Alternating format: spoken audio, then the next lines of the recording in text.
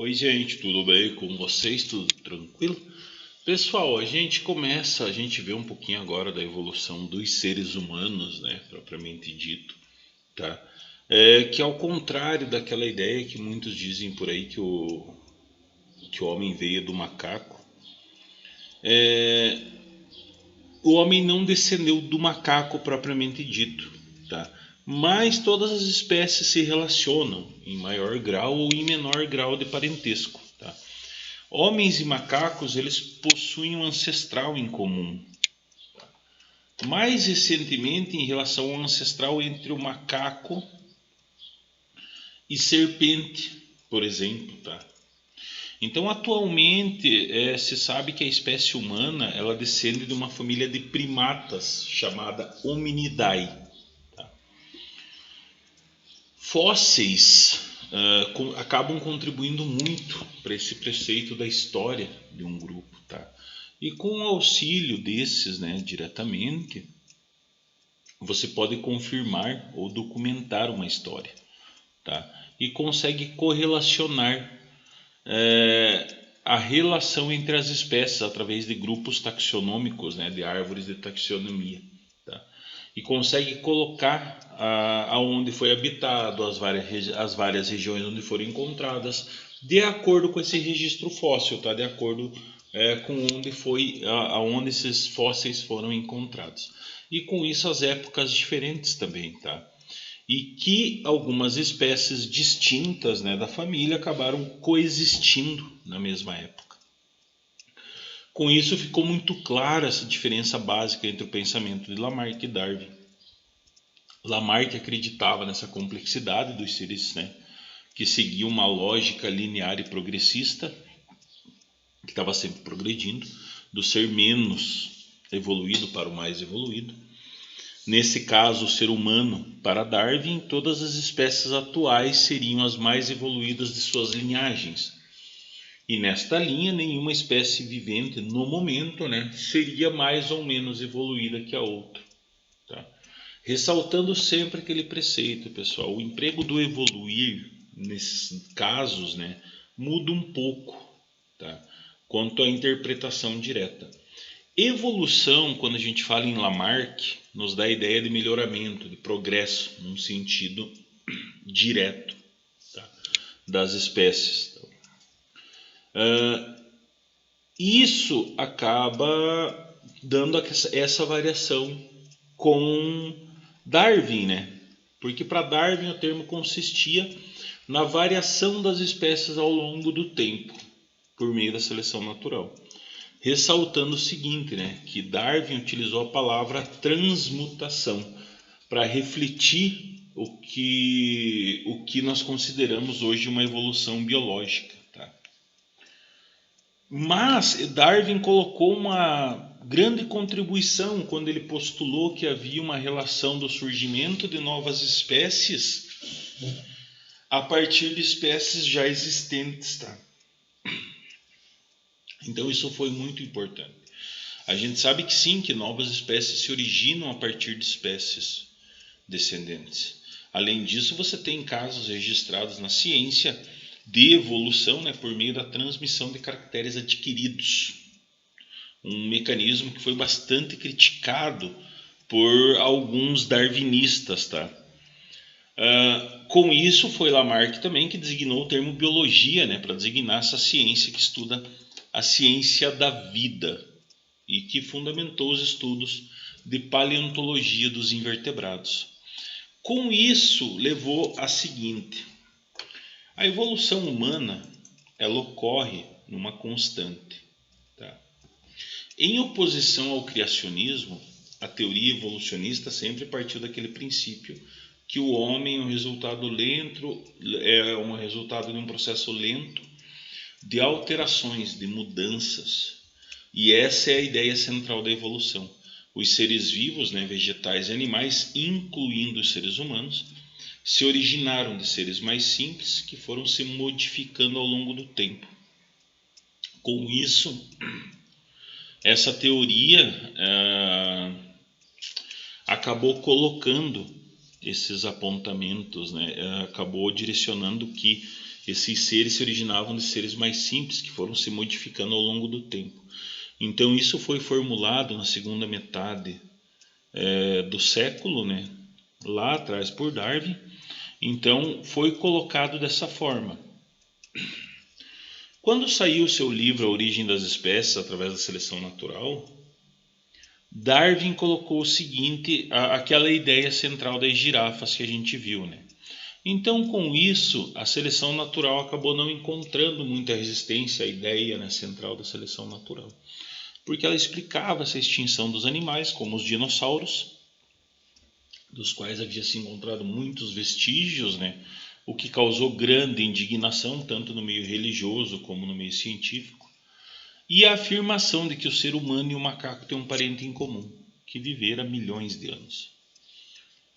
Após isso, se surgiu a comprovação dessa teoria. À medida que as pesquisas foram maiores, foram mais detalhadas, se descobriram esqueletos com características intermediárias entre humanos e símios, tá? Colocando esse parentesco. Os primatas mais antigos viveram mais ou menos há 70 milhões de anos. E eram mamíferos, né, de pequeno porte que habitavam as árvores das florestas e se alimentavam de folhas e insetos. A classe dos hominídeos são primatas que viveram entre aproximadamente 22 e 14 milhões de anos atrás, que era chamado procônsul, que tinham mais ou menos o tamanho de um pequeno gorila. Tá? Vivia em árvores, mas descia ao solo, ele era quadrúpede, tá? E se locomovia sobre as 4 patas. Os descendentes do procônsul, o Queniapiteco, às vezes endireitava o corpo e se locomovia sobre as patas traseiras. Com isso você teve a família dos hominídeos, né? A família que incluiu o gênero dos australopitecos e também o gênero humano, o Australopiteco afarense, que viveu ali há 3 milhões de anos atrás, então numa escala evolutiva, numa escala de crescimento do planeta, surgimento da vida, é recente.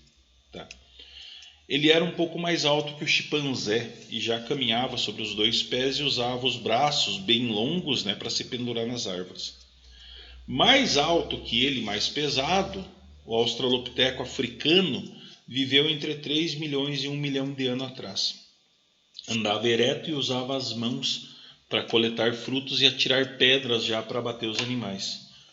Após ele, nós tivemos o avanço do Homo habilis, que foi o primeiro hominídeo do gênero Homo. Tá? Viveu ali por volta de 2,2 milhões de anos a 780 mil anos. Já fabricava instrumentos simples de pedra, né? Construía cabanas e provavelmente teve um desenvolvimento de uma linguagem rudimentar, porque se encontrou vestígios disso na África. Tá? Foi o único lugar onde se encontrou vestígios do Homo habilis. Né? A gente sabe que no deslocamento da Pangeia, todas as espécies acabaram vindo da África, né? Acabaram se originando da África. Então, isso acabou sendo uma consequência disso, tá? Então, com isso, você teve essa descida dos hominídeos da África, né? E após ele apareceu o Homo erectus, né? Que descendeu do Homo habilis, viveu já ali entre 1,8 milhões de anos e 300 mil anos atrás. Saiu da África porque ele já era nômade, né? Alcançou a Europa, a Ásia e a Oceania. Já fabricava esses instrumentos de pedra um pouco mais complexos, tá? E cobria o corpo com peles de animais, já para se proteger do frio e das intempéries. Né? Viviam em grupos já de mais ou menos de 20 a 30 membros e utilizavam uma linguagem mais sofisticada. E foi o hominídeo que descobriu o fogo, tá? Que teve acesso à descoberta do fogo, a manipulação e a utilização dele. Tá? Com isso, você teve o homem de Neandertal, que provavelmente descendeu do Homo erectus, né? Já viveu aqui pertinho há 200 mil a 30 mil anos. Já era habilidoso, criou várias ferramentas e fabricava armas e abrigos com ossos de animais. Enterrava os mortos em cavernas, né, o que foi comprovado pelo registro fóssil, já com flores e objetos. Então já acabou colocando que ele já tinha uma relação social mais próxima, né, de enterrar os entes queridos, cuidar e afim. Conviveu já com os primeiros homens modernos, né, e desapareceu assim até hoje sem um motivo totalmente conhecido. Simplesmente ele desapareceu, não se encontrou mais linhagens dele. Porque após isso você teve o Homo sapiens. O Homo sapiens ele foi um descendente do Homo erectus, não do Neandertal. O Homo sapiens e o homem de Neandertal conviveram junto, mais ou menos no mesmo período, porque ele surgiu ali entre 100 mil a 50 mil anos atrás e eles conviveram mais ou menos junto. Tá? Então não se sabe qual que foi o que aconteceu com o homem de Neandertal, que todos eles sumiram, tá? Sem deixar vestígio dessa extinção do homem de Neandertal. Tá? Então, o Homo sapiens já é o homem moderno. Ele se espalhou por toda a Terra, deixando vários instrumentos de pedra, osso, marfim, e já desenvolveu a linguagem por pintura e escultura. Tá? Então, acaba colocando assim, claro que nem toda linhagem, está aí a linhagem é maior da evolução humana, né? Então você tem as colocações que são dentro desse meio, que coloca assim, você tem muitas peças do quebra-cabeça ainda para conseguir compreender toda a evolução, tá?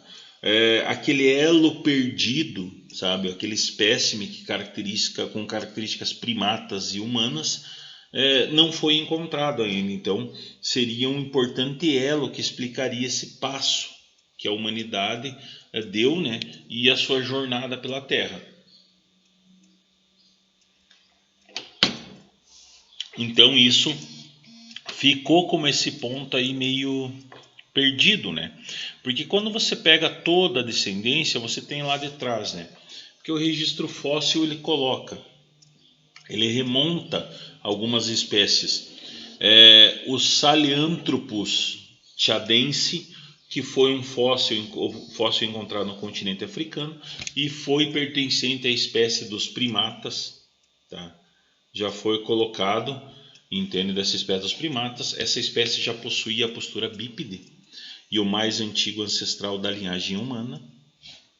Com isso esses elos, né? Por exemplo, o Ororim tunguinensis, que foi um fóssil encontrado no Quênia, também já apresentava indicações de postura bípede. Tá? E foi colocado lá remontado de 6 milhões de anos. O Aripithecus e o Ardipithecus cadababa foi fóssil encontrado na Etiópia, e essas espécies permaneceu a postura bípede, e daí já colocou ali que os cientistas acreditam que uma espécie do gênero Ardipithecus foi ancestral dos Australopithecus, tá? Que foi os Australopithecus os primeiros hominídeos que chegaram no meio, né? Então, essas caracterizações assim que se deram dessa linhagem evolutiva, o Homo sapiens, as principais características, você teve o aumento na capacidade do raciocínio, o aumento no volume da caixa cranial, comunicação, inteligência aumentada pelo desenvolvimento do sistema nervoso. Então colocou isso dentro desse desenvolvimento humano, tá? Porque foi colocado como o homem moderno. Você tem aí ali atrás ainda, depois do Australopithecus, né? Australopithecus africanos, e depois disso o gênero Homo, que teve o Homo habilis, o Homo erectus, o Homo ergaster, que seria uma subespécie do Homo erectus, que teria migrado já para a parte da Europa e da Ásia, e aí deu origem a várias linhagens. Uma delas é o Neandertal, tá? O homem de Neandertales, que foi esse que não foi encontrado vestígios, né, desse link com o Homo sapiens, e teve essa crescência nessa capacidade, porque quando você pega o crânio, né, você pega os registros fósseis, a maior diferença é na formação craniana e no volume cerebral, tá? O Homo sapiens é bem mais desenvolvido, é bem mais evoluído da parte na inteligência, na parte motora, na parte de desenvolvimento. Então acabou gerando essa crescente da história, né? E colocando isso como um passo. Você não tem, não se consegue todas as chaves, todos esses pontos chaves da evolução humana, né? Isso ocorre em todos os animais, você não consegue todos os elos evolutivos. Muita coisa se perdeu durante o tempo, muita coisa está subterrada ainda, tá? E acaba tornando isso mais difícil, acaba colocando esse ponto. As características que influenciaram no direcionamento do Homo sapiens foi o tamanho do cérebro, a postura ereta, o bipedalismo, né? A pele humana com o sistema de difusão de calor poder se refrescar, a mão humana mudar o dedão, né? Ou nos macacos ele é um dedo opositor, a face humana e a visão que se tornaram melhores, a mandíbula mudou, a dentição mudou, a garganta e a posição da laringe associada à fala. Essas foram características bem direcionadas dessas etapas, né? Então que acabaram gerando o que nós conhecemos hoje como Homo sapiens sapiens, né? Que já é a próxima evolução do Homo sapiens, tá? Que acabou colocando esse direcionamento para esses indivíduos, tá? Gente, lembrem, qualquer coisa, vocês avisem, vocês anotem, né? Que a gente esclarece na aula ao vivo, certo? Fiquem bem, até a próxima aula, segue o material em anexo e fui!